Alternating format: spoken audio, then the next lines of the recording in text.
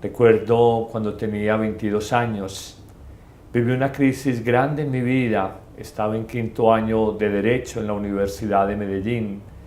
Realmente, por circunstancias familiares difíciles con un hermano, me fui de mi casa 15 meses a la casa de una tía. Allá cerca había una parroquia.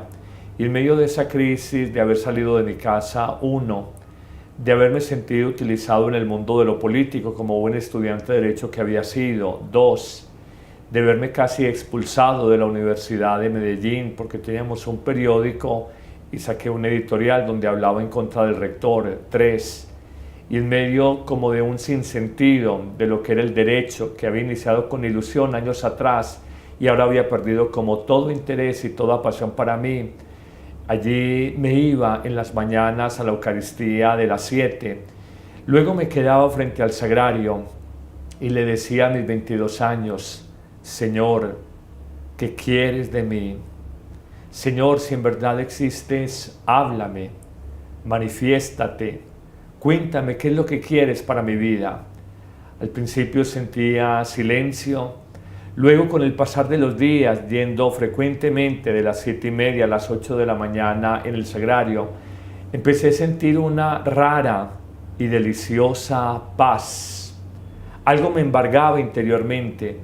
No sabría explicarlo en palabras simplemente humanas, pero descubría eso como una paz, una alegría del corazón.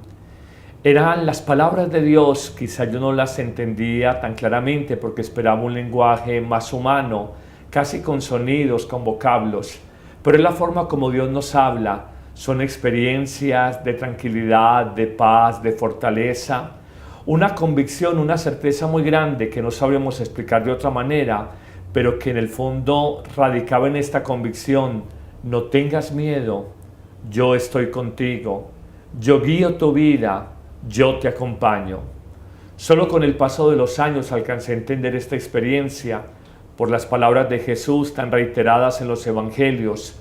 Una de las frases bíblicas más citada por el querido Juan Pablo II a lo largo de sus 26 años de pontificado, esa palabra de Jesús: no tengan miedo, yo estoy con ustedes. Eso fue lo que sentí a mis 22 años, en la crisis de mi carrera como abogado, al sentir que no me llenaba, en la crisis de haber salido de mi casa por dificultades con un hermano, en la crisis de haberme decepcionado del mundo de lo político, de lo público, porque me sentí utilizado, en la crisis de verme casi expulsado de la universidad por haber hablado en el editorial de un periódico contra el rector de la misma universidad, en la crisis de haberle perdido el sentido, el gusto, el sabor, la pasión al derecho. Es ahí cuando todas las seguridades aparentemente humanas, de triunfos, de reconocimientos, de seguridades materiales, de trabajo, habían desaparecido. Es ahí donde aprendí a reconocer que había una meta, que había una pasión más grande, un amor superior y más alto, el amor de Cristo que fui construyendo, que fui de alguna manera descubriendo, del que me fui enamorando en esas horas deliciosas durante varias semanas y varios meses, en esa pequeña parroquia muy cerca de la casa de una tía que ya murió y que ya tenía vacía, y que me fui a vivir allá por espacio de 15 meses. Fue probar el infierno, haber perdido el sentido y el norte de mi vida y haber probado el cielo, y luego corroborar a lo largo de estos años de sacerdocio que en verdad, cuando el Cristo se viene de espaldas, cuando hay grandes reveses en la vida, cuando las seguridades materiales, emocionales, afectivas fallan, es cuando el corazón está más predispuesto, más abierto para abrirse a Dios. Eso lo da la Eucaristía.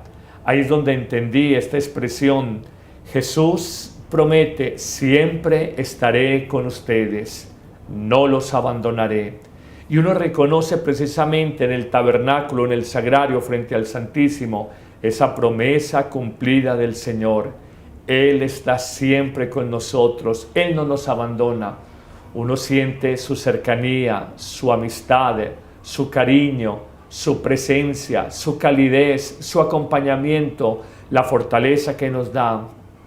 Uno experimenta de Jesús la claridad de que es el amigo de todas las horas.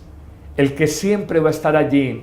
Nos faltarán otras personas, nos faltarán inclusive los padres, la familia, pero el amor de Cristo jamás nos faltará. Primero dejará de salir el sol mañana temprano, primero dejará de aparecer la luna, antes que deje de o nos falte el amor de Cristo en nuestra vida.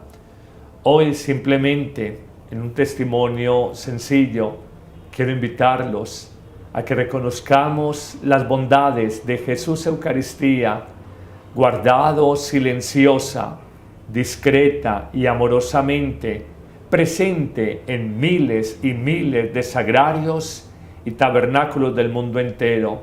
Él tiene sed de ti, tiene sed de tu presencia, tiene sed de tu amor. Es difícil entender la vida de un sacerdote si no está adherido a Jesús en la amistad, sobre todo la amistad eucarística, la visita diaria a Jesús sacramentado.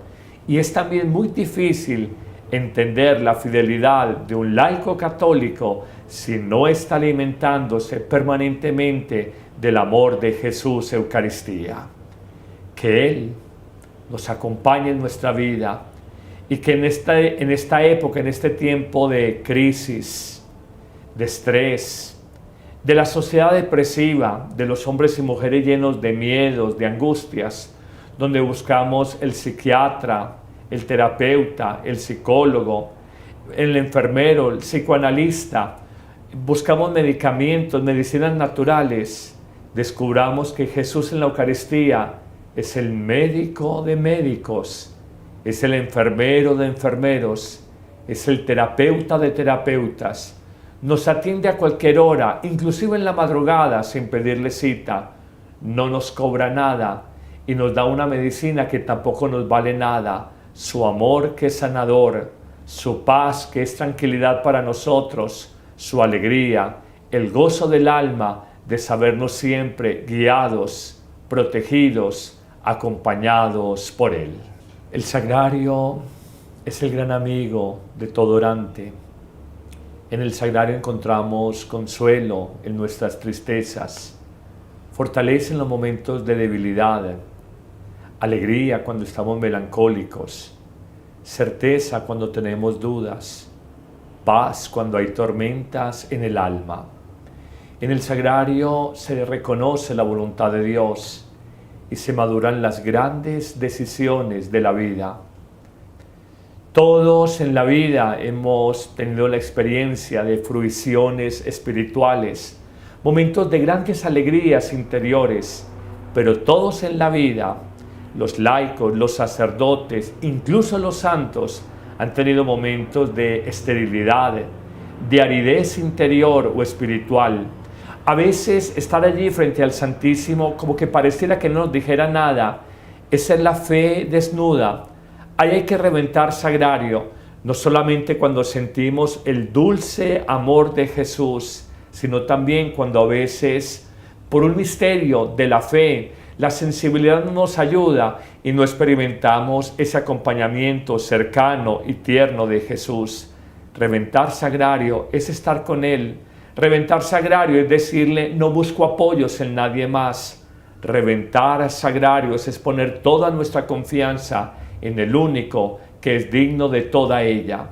Razón tenía el apóstol y místico misionero San Pablo cuando dice, en medio de las pruebas de la vida, nada me turba, nada me fastidia, porque sé de quién me he fiado, sé en quién he puesto mi confianza. Con toda probabilidad que Pablo fue un místico y tuvo esa presencia cercana siempre de Jesús, que lo enriqueció en su vida interior y lo llevó a ese fuego misionero, a ese ardor para evangelizar a tiempo y a destiempo y ganar tantas incomprensiones y dificultades hasta el precio altísimo de su sangre derramada por su muerte como mártir. Para un predicador, si no hay vida interior, sus palabras simplemente, permítanme en esta expresión, es una verborrea espiritual.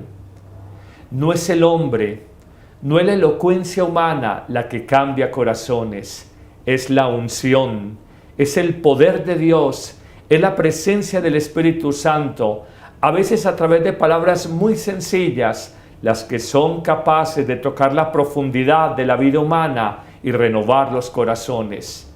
Se equivoca aquel si piensa ser un predicador, un anunciador del Evangelio, si cree que con solo elocuencia humana, un discurso pomposo, elegante, adjetivado, puede cambiar los corazones. Si no se habla desde la vida, no podemos tocar la vida de nadie. Si no estamos llenos del Espíritu, ungidos, empapados, untados del aceite, del fuego del Espíritu Santo, difícilmente podemos cambiar a nadie. Solo los fascinados fascinan, solo los seducidos seducen, solo los enamorados de Jesús son capaces de enamorar. Y si esta experiencia no está en nosotros, difícilmente podremos convertir o cambiar el corazón de nadie. No puede haber un verdadero, un auténtico evangelizador, anunciador de la buena noticia de Jesús, si no es un hombre, una mujer de profunda vida interior, de profunda amistad con Jesús. En todos hay la vida exterior y la cultivamos, la cuidamos. Hay que alimentar el cuerpo, hay que hacer ejercicio, bañarnos todos los días, cepillarnos los dientes, cremas para la piel. Es lo que el mundo de hoy nos señala. Energéticos, vitaminas, potenciadores, qué sé yo. Pero hay esa vida riquísima, la vida interior. Me gusta colocar esta analogía o este ejemplo. El cuerpo es como la superficie del océano, es la vida externa.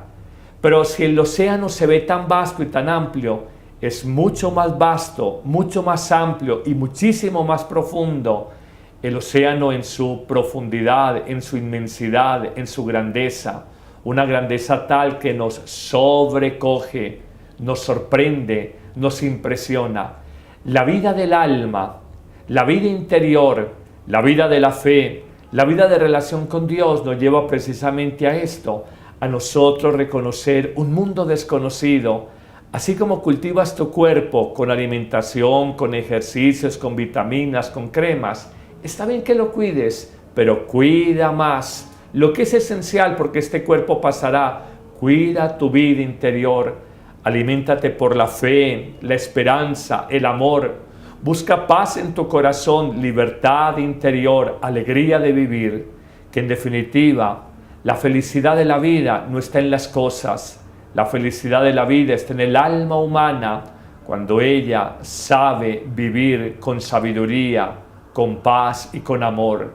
Y eso solo lo da la oración en los sacramentos, la oración de la palabra de Dios leída, la oración como meditación personal y la oración como visita a Jesús sacramentado.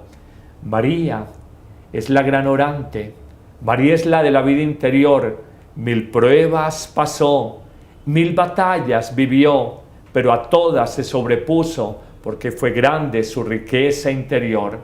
Que ella, María, nos enseña a ser personas de vida interior, de silencio y de escucha, para que podamos decir, como el apóstol Pablo, ya no soy yo el que vive, es Cristo el que vive en mí. Ánimo, misioneros, la labor no es nuestra, es obra de Cristo en nosotros, y para eso se te pide simplemente: aliméntate, llénate de Él y verás en tu vida verdaderos milagros. El Catecismo de la Iglesia habla de el combate de la oración. Y esa mera expresión nos pone a pensar el combate de la oración. Se habla de la dispersión. Llegamos frente a Jesús, Eucaristía, a veces con 1000 ideas, a veces con 1000 imágenes, con 1000 sonidos, desilvanados, sueltos. Nuestra alma interior a veces es un verdadero cuarto de San Alejo, un cuarto de reblujos, es un caos. Es aprender a serenarnos, a quietarnos y a decir: Señor, vengo a hablar contigo, pero sobre todo vengo a escucharte, y por eso necesito silencio interior. Es uno de los grandes desafíos, la dispersión. Pero hay otro gran desafío en la vida espiritual, la asedia, otros dicen asedía. Es como un desgano, pudieran decir alguno, una pereza, una falta de apetito frente a la vida espiritual. Se ha caído en rutina, se ha caído en monotonía. Hay que tener pobreza de corazón para aceptar nuestras limitaciones humanas. Y así como hay enfermedades físicas que nos llevan a la inapetencia de alimentos, también hay que aceptar con paz esos estados del alma. Juan de la Cruz habla un poco de la noche oscura de la fe, en este aspecto y en otros más, pero en este aspecto un desgano, una sequedad, una aridez interior. No podemos sustraernos a esta realidad, no somos ángeles. Es más, agrego algo, hay más madurez del hombre orante cuando está frente a Jesús Eucaristía, amigo de todas las horas, cuando está frente a Él, en los momentos de aridez espiritual, antes que los momentos de fruición, de gozo interior. Es que es más fácil hacer oración cuando uno tiene como esa alegría, esa sensibilidad a flor de piel, y no cuando hay esa sequedad y sentimos a Dios distante, ausente. No olviden algo, queridos amigos, el sol siempre está allá. En un día luminoso lo vemos claro, no hay nubes, brilla, sentimos su luz, experimentamos su calor. Esa es la fruición espiritual. Pero en un día nublado, en un día de cielo encapotado y gris, aunque no veamos el sol, sabemos que más allá de las nubes está Él. Y a pesar de que no sintamos tan claramente su calorcito y su luz de manera tan patente, Él nos acompaña. Así pasa en la oración, dispersión, sequedad, pereza o desgano espiritual, monotonía, es parte de alguna manera de las limitaciones humanas, pero el mérito de los santos y el mérito del hombre de fe en ese combate de la fe es precisamente con pobreza, con sencillez de corazón, decirle al Señor, aquí estoy. He tratado de dar lo mejor de mí, aparentemente estoy perdiendo el tiempo, pero sé que a tu lado es el tiempo mejor invertido. Lo digo de manera de confesión. Al lado de mi habitación tengo un sagrario. Siempre me ha gustado tener el Santísimo. Me gusta en las noches, antes de acostarme, irme un rato allá. A veces me he quedado dormido, pero siento que ahí frente al sagrario le digo, Jesús, qué dulce sueño a tu lado, qué paz con la que voy luego a mi cama a dormir. No es tiempo perdido, estamos con Él. Él ve la recta intención de nuestro corazón y en definitiva es lo que cuenta. Más allá de la experiencia sensible, que es la que se busca en esos primeros años de la oración, el paso del tiempo nos demuestra, es decirle sí todos los días. Un sí como el de María, que a veces es fácil, y un sí como el de María, que a veces hay que decir con heroísmo, hoy hágase en mí según tu palabra. La Madre Teresa de Calcuta, un día un periodista le preguntaba que en esa vida tan activa que ella tenía, que a qué hora sacaba tiempo para orar, y decía en la mañana. Y el periodista le preguntó, pero si muy temprano tiene que irse a trabajar y atender leprosos y moribundos y enfermos. Y ella decía, el día que más trabajo tengo, madrugo más a orar. La oración no es un apéndice, la oración es irreemplazable. Aunque podemos pedir oración a otras personas por nosotros, nadie se puede alimentar por nosotros. Nosotros nos tenemos que alimentar por nosotros mismos. 1. 2. Claramente hay que decirlo. Parte de tu trabajo pastoral, parte de tu acción apostólica es la oración de cada día. Y hoy, 18 años después de haber sido ordenado sacerdote de la Iglesia Católica, tengo una convicción muy profunda en el alma.